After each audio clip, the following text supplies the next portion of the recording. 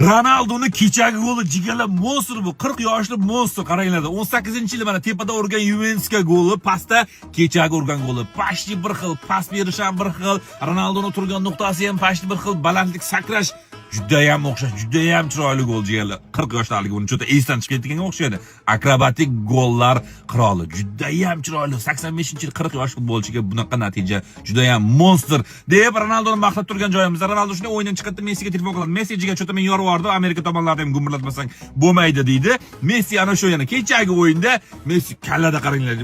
Mana yana bo'ychasiga joqqilab kallada gol urib qo'ydi va bitta o'yinda 3 ta golga 3 ta pas assist berdi jigarlar. Paslari ham bir-biridan chiroyli. Messida IQ, maydonni ko'rish qobiliyati ming bo'lsa, Ronaldoda golni sezish, qotillik, bosh bilan bicycle akrobatik gollar ming jigarlar. Bular bir-biridan o'shaga bu chollar yomon chollar do'stlar. Messining oxirgi o'yindagi natijalarini, olgan ballarini qaranglar. Bu ko'karib yotibdi hamma tomon. Kechagi o'yinda ham 10 ball oldi Messi.